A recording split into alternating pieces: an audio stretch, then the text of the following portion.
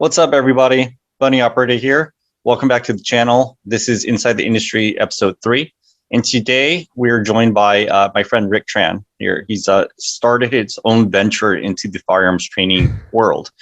As you all know that, at least from watching the previous videos, I tend to highlight the folks who have taken the career path forward in the firearms community itself. And Rick is no exception to this. I've known Rick for a few years now. I say about 2 years, Rick. And about there, yeah. This guy can shoot. Like, we're talking nailing 3x5s at 50 consistently, right? I mean, I couldn't do that, but this guy could. But without further ado, I'll go ahead and introduce Rick, or Rick can introduce himself, and he can talk about himself as well as his venture that he's starting. Go ahead, and Rick. Hey, folks, how you doing? Hey, I just want to say thank you for having me on your channel. It's a privilege. When I was, thinking about, branching out and making my business, reaching out to the community and let them know what's going on, I actually thought of you first. I followed your channel, obviously, and, we're all local 916 folks. So, you were my first person to contact to get the words out there about my business. And essentially, it's my business is a startup company. So I call startup because it's sexier. You know what I mean? It's for basically firearm training. A little bit about me is that I have about 10 years of experience in law enforcement. During that time, I got to train with the FBI, and they certified me as a federal firearm instructor, and that was in 2015 or so. So it's been a while. So I got a chance to work with agents and police officers and training them in the way of shootings and all the techniques and tactical aspect that comes along with it. Mm-hmm. My biggest emphasis when it comes to shooting is the fundamental. We always go back to that because that's going to make you a better shooter. And throughout the years of training, I've taught a lot of my friends, family members, and it has always been my desire to start my own business, but it has taken me years to do so. And, to a certain degree, right now, what you are seeing with the Asian community being under attack, it sort of give me that push to go ahead and do it. And so within the last several months, I got my insurance, my licensing, and all that stuff up to date, so that way I could get the business out there. And so I think last week I actually launched my my website, all-american-safety-llc.com, which is when I text you about it. And it's essentially right now, the goal is to teach the basic firearm, basic pistol, intermediate pistol, advanced pistol, CCW in Sacramento County, CCW renewal in Sacramento County. But my goal is to eventually, get into urban combat, urban medicine, self-care, wound care, tourniquet care, things like that. So that way, the average person who's concealed carry or who's walking out there could use those skill set to protect themselves first, obviously, and then their family members. Yeah, that's pretty awesome, Rick. It's interesting that you mentioned the push for you to go ahead and start this and put your face out there.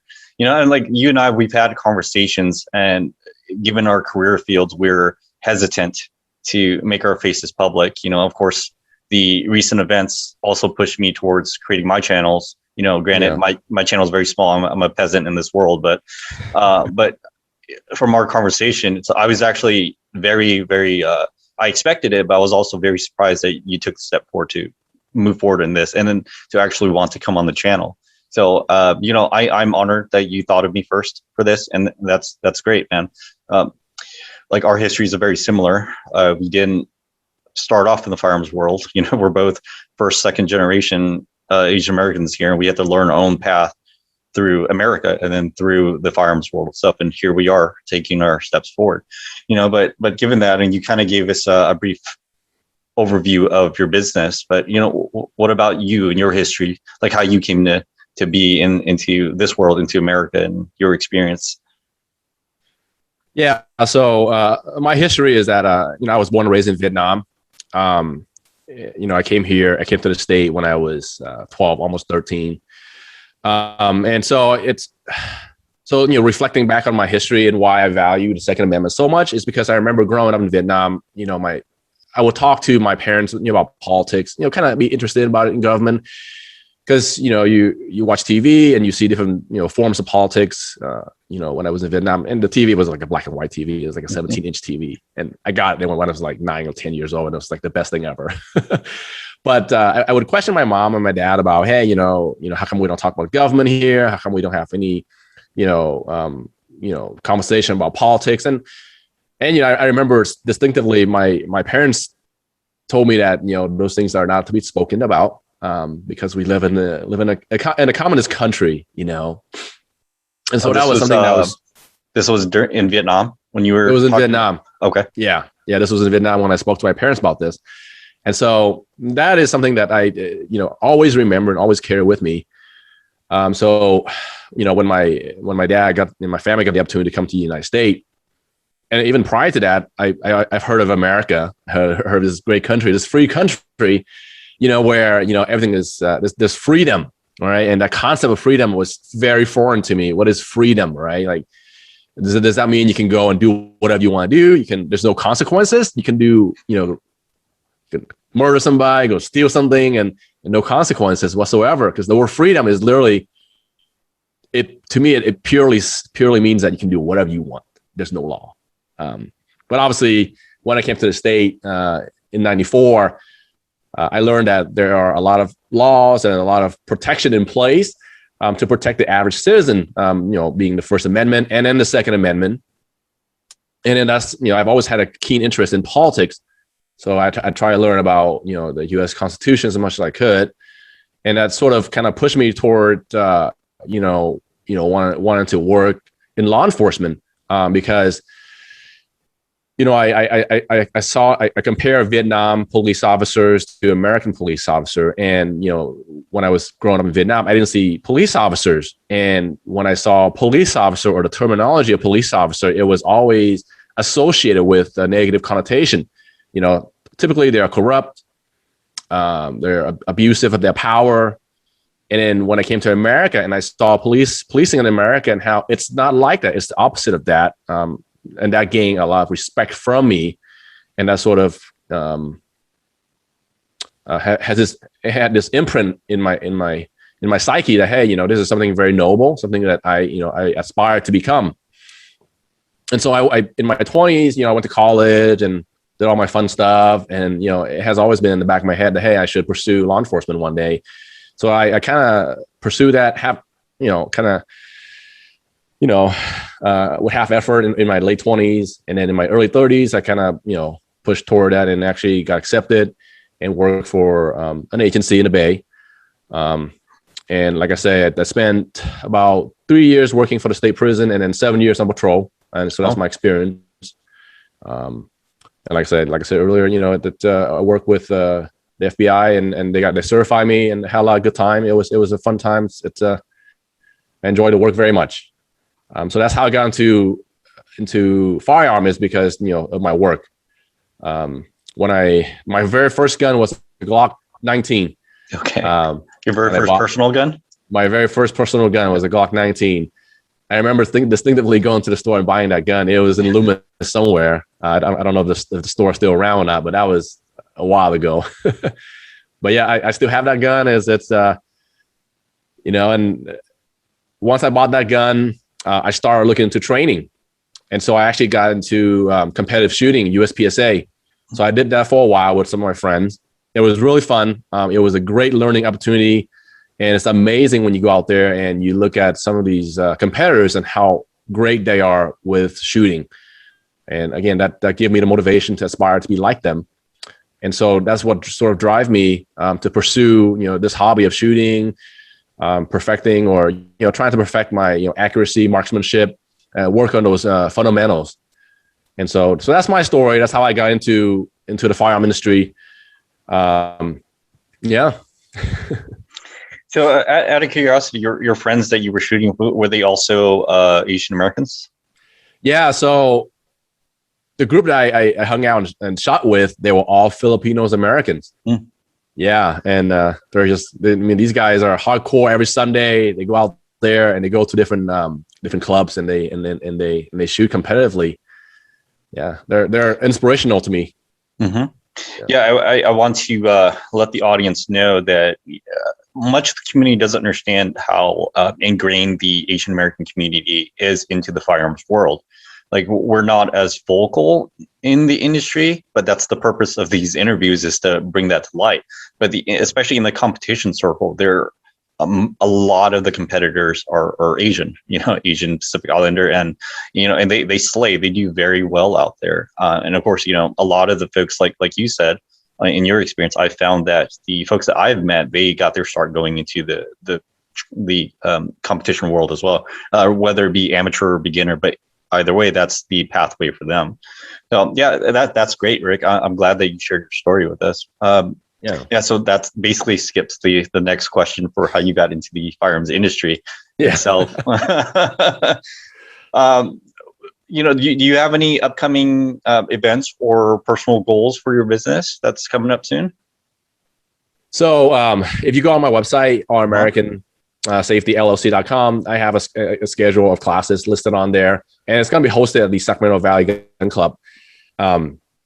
And it's just, like I said, the basic pistol, intermediate pistol, advanced pistol. And those are, I want to build a fundamental first, and I want to have a client base before I branch out and do other things that I aspire to. But the goal for the business, obviously I'm a small shrimp. There are so many great instructors out there that definitely, have been doing this a lot longer than I have. And so I'm just trying to build up that clientele base and then, slowly branch on from there. But my goal is, like I told you earlier, is to, develop my business into a curriculum where it will cover a lot of things, from firearm training to home security to, self-A. And I think those things are important to have, especially nowadays with the ever-changing world. You need to know how to take care of yourself because from my experience, when you call the police, it takes time, right? Police don't get there right away. It takes time for your call to get to a dispatch, and then dispatch to, contact, dispatch the police officer, to get onto the police officer's computer screen. And then the officers has to basically, stop or, stop doing whatever they were doing to go to your call. So all that takes time, right? So it's important that you know how to take care of yourself, take care of your family. And my mantra has always been, you should be selfish. You should be selfish in the sense that you need to take care of yourself first, have the skill set that you need. So that way you can take care of yourself, because if you cannot take care of yourself, you cannot take care of anybody else, including your loved ones. And simple, tourniquets, things that can be a lifesaver, and then can help you down the line. And I hope to bring my experience into the classroom. One of my biggest thing is a lot of firearm instructor, they talk about shooting, which is what they should be doing, obviously. But obviously, if you're gonna consider concealed carry, you need to consider the aftermath of it, because I think there's a lot of focus on shooting, fundamental shooting, and the law behind it, which is those are imperative to learn. But at the same breath, the aftermath of it, it's going to be a long, tenuous battle that you're going to have to deal with from a moral perspective and a legal perspective as well. And I think that's something that you have to be ready for if you are a concealed carry person. Right. And it's something that that's not touched too often about, because it can be a very long battle, civilly, legally, and psychologically. Not all of us are built to be able to draw a gun and discharge it. Yeah, dude, you're absolutely correct. I want y'all to understand, or at least the folks that are watching, that this is not. That's sage wisdom, and it's very common in the industry, or at least folks that have been carrying. We all understand this. That advice was not meant to be a deterrent for you to not want to draw should you need to. You should always absolutely do what you need to do to get the job done to protect yourself and your loved ones. But there is still the realism behind it, or the reality that you will have to deal with these things, but never let it be a deterrent, right? We've seen examples across the country of officers who don't act because they feared a political backlash, or even backlash from their agencies or their city managers. And, that's caused them injury and sometimes even death. That's horrendous. And so sometimes some of these community leaders that we see in the Asian community stating that the answer to violence is not a response with violence. That's absolute bullshit. It's like you need to respond with extreme force beyond what they're giving to you in order to overcome it. And that's not necessarily taught in the civilian world, or at least not in our community. And it's interesting too that Rick, that you're one of the few folks that I've spoken with that we have very similar teaching styles as far as fundamentals for biomechanics and finding out what works for the person, and not necessarily just regurgitating or trying to regurgitate what we've been taught to them, right? And that matters because everybody's can be different. And I've seen you shoot, and we have very similar principles. So I don't doubt for a fact that the content of your courses are quality, including the intro, right? But I get it. Folks that are out there watching, everybody wants to do the cool shit right away, but you can't do that. You need to build your fundamentals, get a solid platform, and then you can start learning these techniques to apply what works for you. So Rick's courses, other instructors' courses, what I teach, they're data points that you need to take and figure out what works for you and apply it for your style.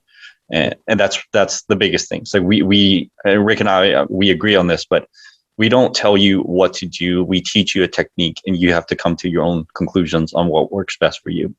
Yeah. So, yeah, go ahead. So yeah, you're right. We're all different. We're all built differently. I used to be a trainer before I, venture out in my early 20s. And so I learned that biomechanically, we're all different, we're not going to have the same strength. We're not going to have the same, flexibility. Our body's designed differently. We're not all of us going to have the same speed, but that's okay. Because you can overcome that by understanding your body and training through those things. But just like you talk about, it's important to know you don't want to hesitate, right? You don't want to hesitate when the time calls for it. And that has to do with being prepared. And being prepared meaning being prepared means that the law, what's applicable, what force is appropriate for the situation. That's very important, because if you are faced with that scenario where you are questioning yourself, that's the moment. That's the one moment you don't want to be questioning yourself. It could mean life or death, right? Thanks. So we preload you, and just like you said, we train you, we preload you, we give you all these tools to put in your toolbox, so that when that moment comes around, you can say, "Hey, this is what I can do," right? And you apply that, and that's how you're gonna get, through the situation. And just like you said, we've seen situation in the media where the officer, and I'm not here to money quarterback anybody, but maybe hesitate because of his or her lack of knowledge of, department policy, of the state law, of his or her ability, and we've seen those situations led to injuries, and the same things apply to everyday person. And I don't like to say that we're civilians, because police officer and law enforcement are civilians. There's no difference between a police officer versus civilians. It's no different, really, except for the authority given by the state law or in the federal law. The only difference I see is military personnel. They are different. They are military personnel versus civilians. But law enforcement officers are civilians with authorities. So for everybody out there, understand the law in your state, understand the law in your locality, and it's also nowadays very important to understand the political climate where you are living. Sacramento County versus San Francisco County, you kind of have to consider your action given where you are at. And again, I think that that's very important. You have to be up to date with the current political climate to make the safe decision. And and tell me if I'm wrong about this, but you don't want to be down in San Francisco and pulling a gun, even though you may have the right to do so. It's because the DA down there. And it's unfortunate because not all laws are applied equally when it should be. Right. I think we've seen the numerous cases where the current district attorney, or actually historically, the district attorney of San Francisco does not have the backs of people who are practicing self-defense, especially right now with the Asian community. We have the legitimate cases where beyond what people think are hate crimes, we have legitimate cases with evidence heavily suggesting hate crimes, but they're not doing anything, including the current elected officials down there. So it's a very different political environment. While up where you and I are, it's very different. We're a lot more hard on crime, if you will, very much pro personal protection. So it's definitely different. So when you and obviously, I carry off duty and I carry a gun on me, when possible, and and you have to consider all those things. It's a very multifactorial issue when you are carrying a firearm. Obviously knowing your rights, knowing what you cannot do, but also know that the political environment around you is going to dictate what you do. Right, absolutely, and that is absolutely one of the missions that we have, that you and I both have, is not necessarily just to create gun owners or people who carry, but a well-informed, educated firearms ownership, firearms enthusiasts, right? So for y'all that follow my channel, you know that a lot of my information is very, I wouldn't say technical, but it's very philosophical in the sense where I teach you some of the concepts behind it, and then you just have to figure out what works for you, and you have to be able to branch out and find your own data. It goes back to that the age-old adage where you teach a man to fish versus giving them a fish, right? We are giving you the fish, but we're also teaching you how to fish so that you can be self-sustained, because we won't be there for you all the time. We won't be there with you 24/7. And going back to Rick, what you stated, it's the same thing with relying on the government to come protect you in your time of need. You should always be able to rely on the government, but you cannot rely on them. So that's the process behind that. So that's awesome, Rick. I'm really glad you came on the channel to tell us your story. And actually, you and I, we communicate sometimes, but not as often, to the point where we get to know each other's backstories like this. And I'm glad I got to learn a lot more about you than before. So once you get started I'm more than happy to take the courses too. So I have direct experience with your teaching style. And but I don't doubt it that it's good quality. I've spoken with some of my other guys that know you as well, and we all think the same thing. We're like, oh, good for Rick, and he's probably going to be one of the better instructors that are out there. We have to be forward thinking, and you and I know too that some of the trainers are out there, they're very antiquated, and they've just been doing it based off of their certification or the fact that they've been in the industry, but they're not forward thinking. And they teach very antiquated and very bad techniques to modern day shooters.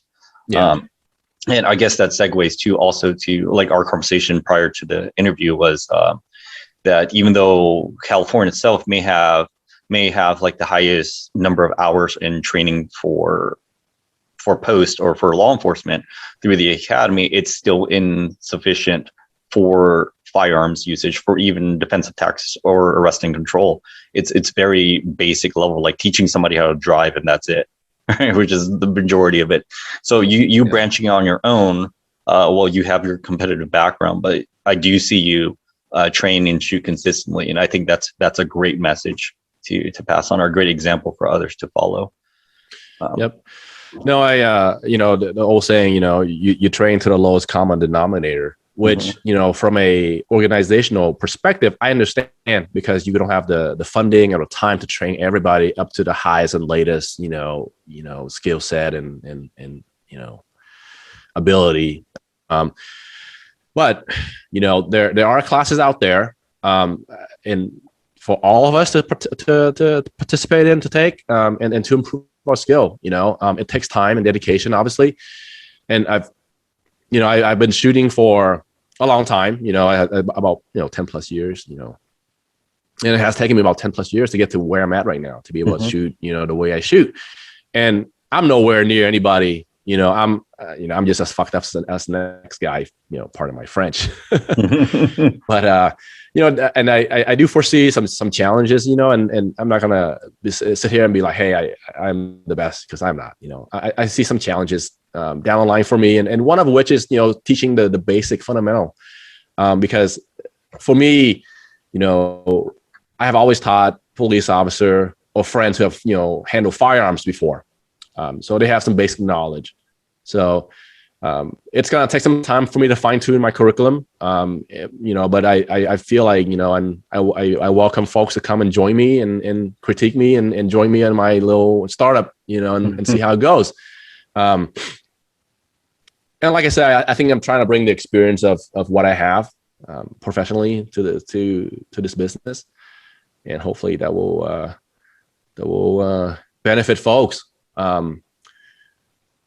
And especially nowadays, it's with the limited ammunition, you have to really dig down to the fundamental, right? Work on that, because you don't have, when a year ago, and you could buy 2 ammo for like 15 cents a round.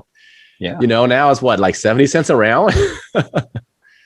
Yeah, no, absolutely. Yeah, especially right now with the current ammunition, and even firearm shortage or accessories shortage itself, is that firearms enthusiasts are seeking training really have to choose wisely based on the instructor versus just going to a shop that they know but has unvetted instructors. Some of the cases I've seen where I have opportunities to take classes, and I look at the instructors or have a conversation with them. I'm like, no, I'm not paying to take your course. I won't even take your course for free, frankly. And that's not to state that the instructors may not have information to relay, but as far as my current skill set and what they're teaching, they don't jive together. So just choose your instructors wisely based on your skill level and what you intend to learn.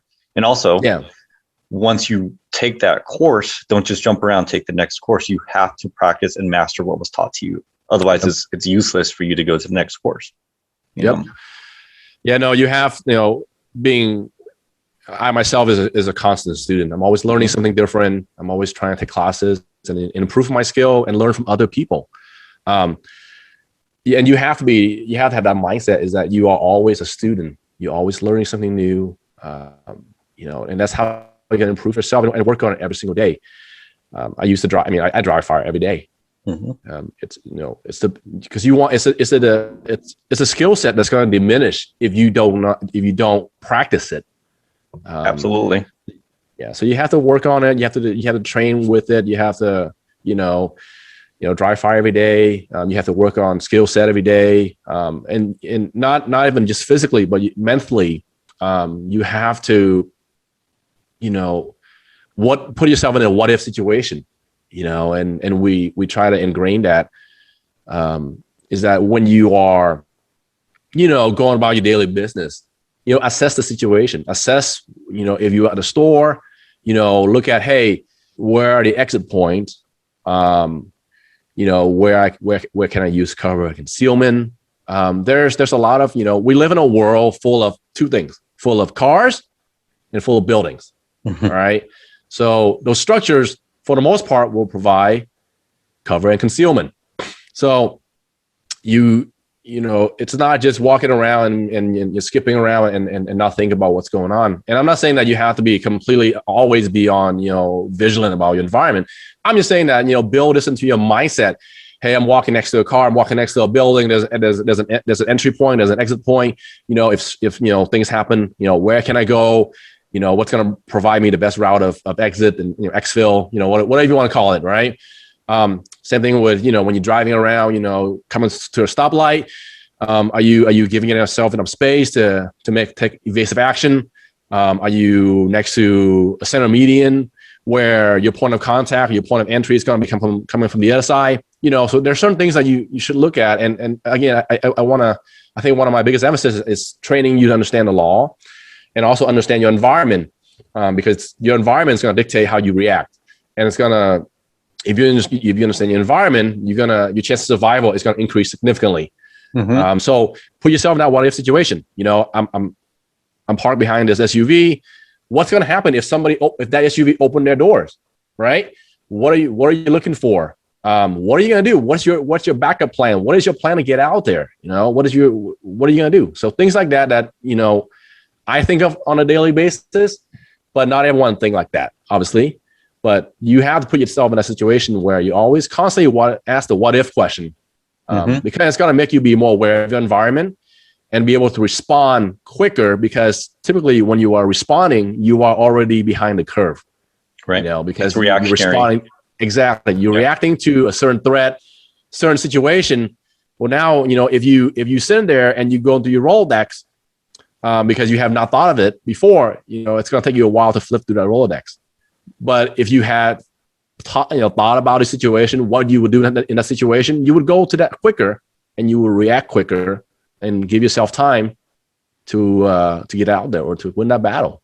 I was taught a very important lesson by one of the sergeants that I've encountered early on through my career. And he asked me the question. He's like, would you, in a difficult situation, would you rather survive or would you rather prevail? And instinctively, being the young dude that I was like, yeah, I'd rather survive everything, right? But then he asked me the follow-up question. Well, I mean, if you get maimed or you end up having to get an amputation, you're still surviving. So the difference between surviving and prevailing is that prevailing, you're well prepared beyond that for any possible situation so that you can dominate over the obstacle.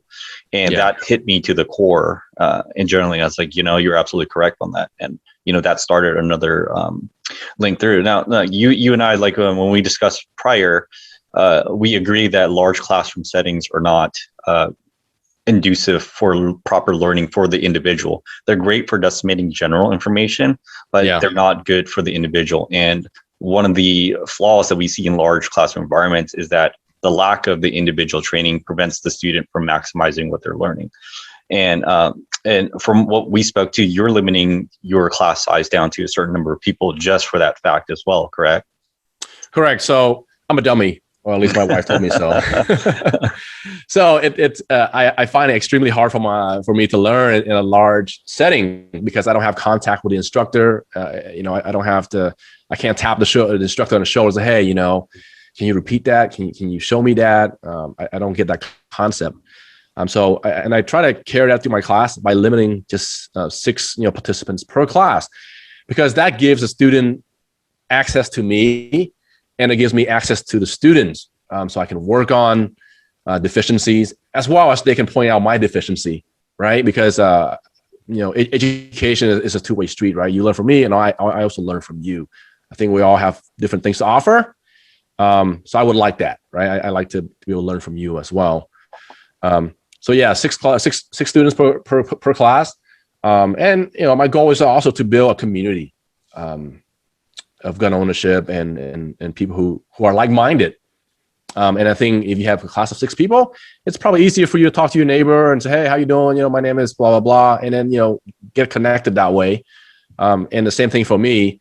And, and again, if I could connect with a student, I think my retention rate will be better. So from a business perspective, I think it makes sense too. So yeah.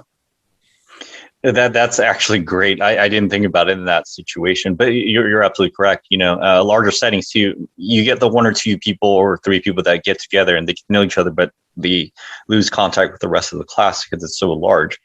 Yeah. So no, you're absolutely correct. We know that going through our RBCs or our academies back then too. It's like we all had cliques still, even though we're an entire class, and it's that same concept. So you're right, and you do allow the relationships to grow in a smaller setting. I think that's a great idea, because now the networks open up for those individuals in that class, and they sort of kind of act like battle buddies just for that course itself. So that is a great idea, Rick. I applaud you for thinking about that actually, or considering that. That generally, so far, it concludes most of the questions right now.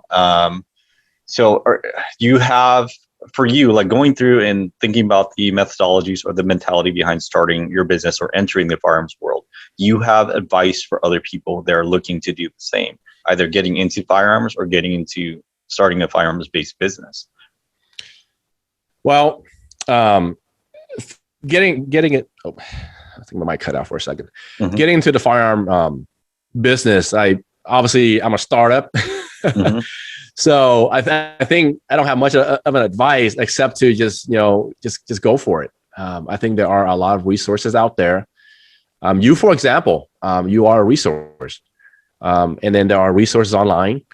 I think it's kind of, and you kind of have to build a network of friends and people who are, sort of in the known to understand more about it.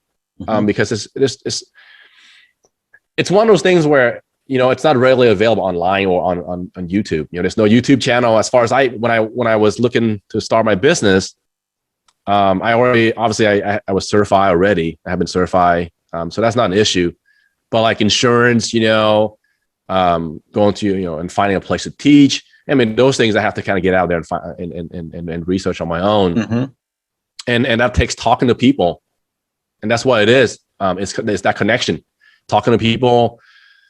And feel free to reach out to me. I'll provide you with my information, and then you can give it to your viewers.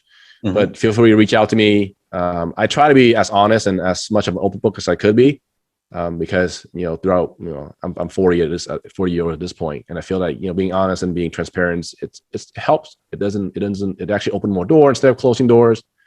But taking that step was a huge challenge for me. Like I said, I've always wanted to do this, but it has taken me years to do so. So really, it's just like just do it, right? Just you gotta jump into it at one point or another. Mm-hmm. And like I said, it takes different catalysts for different people. And for me, like I stated earlier, the fact that I'm seeing so many things going on right now in the media and so many things happening in our community, that was my catalyst. And like I say, it took me a long time to get to this point. So if people want to get into the business, then go for it. I think the more instructor we have, the better. I think the more Asian American are involved in this business is better for all of us. And then if you think about purchasing your first firearm, just go to the store and talk to the gun shop. From my experience, most gun shops are pretty awesome. We're knowledgeable. They're friendly, and they're willing to help you out. And it's a fun recreational activity to shoot. Mm-hmm. And you and I think, would agree on that. I enjoy shooting very much. It's almost like meditation for me. Mm-hmm. It's something about me, looking at a front sight, trying to line up to the target and squeezing that trigger and getting that hit on that target. It's pretty relaxing, Mm-hmm. But yeah, feel free to reach out to me. Like I said, my website, it's allamericansafetyllc.com. And then my, I have to get my social media all set up. It's all right. Once you get it, I'll go and link it here at this area. So once you get that going, I know that you asked for some help with setting that up. So don't worry. I know. I got you, man. I'm a caveman when it comes to to technology stuff. But like I do have an Instagram, my personal Instagram, which it's just public. It's just my gun stuff. But it's RT_441. And then I also have speaking of that, I also have a Vietnamese gun channel. Okay. It's on YouTube. It's also RT_441 also, but that one is strictly in Vietnamese, poor Vietnamese at least. It goes back to my effort to reach out to my community, the Vietnamese mm-hmm. community, as much as I could about guns. So the intent behind that channel was to provide Vietnamese speaking language content to the Vietnamese community through my activities. So it's kind of funny because my Vietnamese is poor. It's broken. I have not used it professionally in a long time. And then especially with Vietnamese, growing up, there wasn't like terminology, gun right. terminology, right? I don't know how to say a Glock upper in Vietnamese. So I would say like, wow, this is the top portion of the gun, So I lack the technical terminology when it comes to the Vietnamese gun stuff. Yeah, that's funny, man. We'll probably connect with some of the more established Vietnamese like social media folks out there. Like the guy that makes the Vietnamese Simpsons and stuff.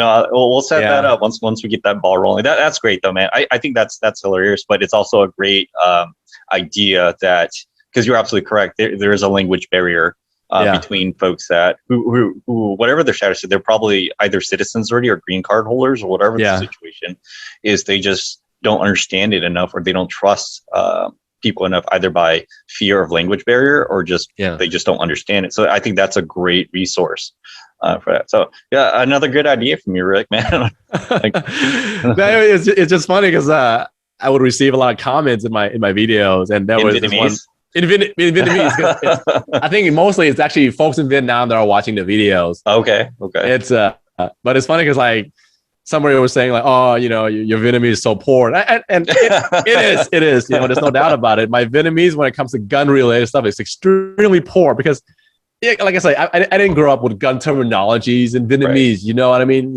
So I don't know how. Like I said, I don't know how to say it. This is a frame in Vietnamese. Right? Just because when you think of frame, you think of a frame of a house. You don't think of Glock frame. So it's just completely different for me. But that was my effort. And I think another thing I want to talk about is, I think you and I talked about this before, is that I'm actively trying to reach out to community leaders, to teach or to get the community acquainted with the idea of calling 911 and the system behind it, and what happened when you call 911. Because I think, I cannot speak for any other community except for the Vietnamese community and the people I'm surrounded with, is that there's a lack of understanding when it comes to the emergency system. They don't know, well, you call 911, what happened, right?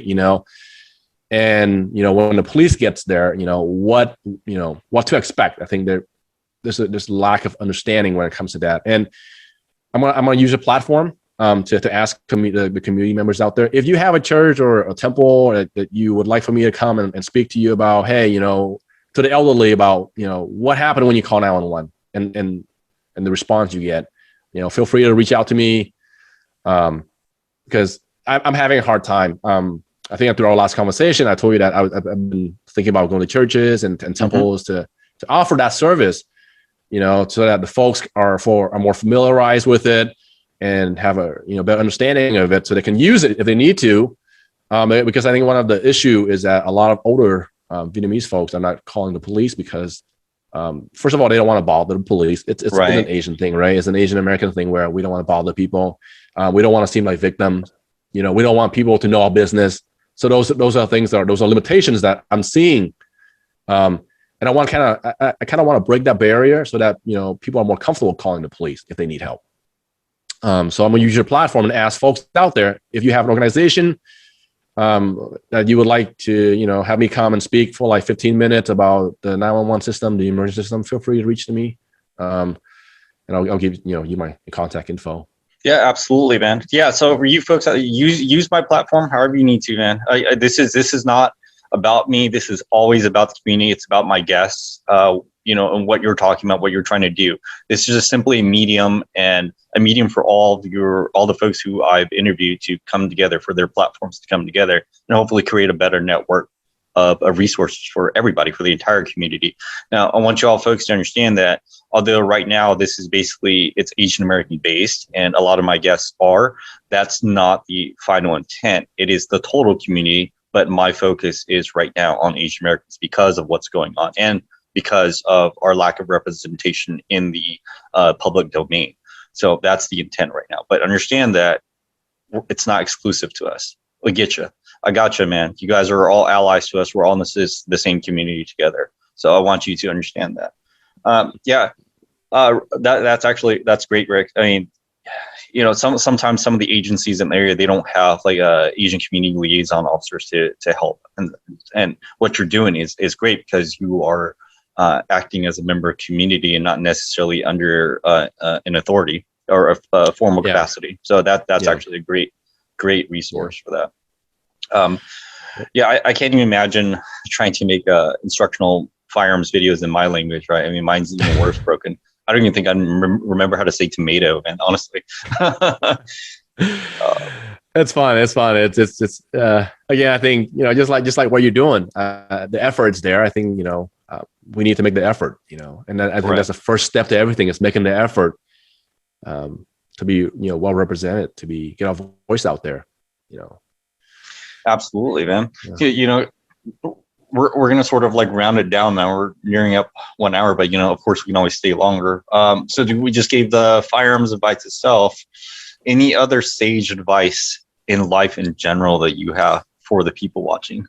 Gosh. I mean, you're nearing 40 now. I mean, I'm trailing right behind you. So we certainly have life wisdom to pass down. Yeah. I don't have any wisdom really. When it comes to gun, just be safe. It's imperative you get training, whether it's with me or with somebody else. It's imperative you do so. Because, again, it's, once that bullet leaves that barrel, there's no taking it back. Right. And it's as simple as that, life lessons, well, I guess I do have a life lesson, and that came from my years working at the state prison, is that, look strong, be strong, and have a strong mindset. That's what it's all about. Right. Because when you step out in the world, and there's a saying that don't judge a book by its cover, that's bullshit. Mm-hmm. Because people all do judge the book by its cover. If you're sloppy, you're slouching, you're on your phone, you're an easy target. If you are head on a swivel, look around, look strong, you are aware of your environment, you are less likely to be targeted. It's that simple. Absolutely, man. But even the gun advice of seek training, and once that projectile exits the barrel, there's no taking back. That same advice can be analogous towards life advice too. It's like sometimes we are emotional, we blurt out shit that we don't tend to say, or at least the projection of the meaning behind it is misunderstood, because we're not choosing our words as eloquently as we should, or we're not speaking as eloquently as we should. And so that's the same situation. Think before you speak. It's okay to have delayed response when somebody asks you a question. Take the time, take a breath, a square breathing, as you recall, right? Breathe through your nose, out through your mouth for a little bit, take a breath, get that oxygen back in your brain, and then formulate a response before you actually project that or open your mouth. That's so important. You can solve so many problems just by doing that. It is. It's a problem I have trouble with, but yes, you hit the nail on the head. It's you have to formulate a response. You're right. And I do have a problem with that. I think we all do. I think we all do. Yeah. Right on, man. So you have any final thoughts or things you want to talk about? It's kind of open discussion right now. No. I just want to say thank you for having me on. This is new. This is a startup. So it's a firearm startup. It's not a tech startup. It's not that. So hopefully, it will take off. Hopefully, I'll start getting students and getting the message out there. But like I said, I appreciate. It's a privilege to be on your channel. You were the first person I thought of. Because we're all 916. Mm-hmm. And there's something to say about supporting local folks, and keeping it, on a local level. Yeah, especially folks who have similar thought processes and methodologies behind our procedures. It's kind of hard because a lot of times when we meet other people in the industry, we're kind of in opposition of techniques or even teaching styles, right? Yeah, and that's not necessarily a bad thing, but they're just the mentality behind people wanting to teach certain things a certain way. It's not compatible with our style, Yeah. You're absolutely correct, Eric, and I am honored to have known you for as long as I have, and and gracious that you've thought about my pet channel to come on, because I have no doubt that you will be successful with this. If anything else, for your own personal growth, for what you've done. I think we all want to teach and pass on what we've learned, and you've certainly taken the step forward to do that, and I think that's very admirable, especially for the community. So that's pretty much it, folks. Thank you, Rick, again for coming on. So I'm Jesse. You all know me as Bunny Operator. Like, comment, subscribe. Let Rick know what you think. His pages and channels will be linked below. Follow my channels. I'll link that information below too. Of course, I have partnered with the industry for discount codes. You guys need equipment. I don't get anything out of it. I don't need the money. Frankly, I just ask for the discount codes to help you guys out. If you're unsure, you feel free to reach out to those companies yourself and ask. I'm basically a peasant, man.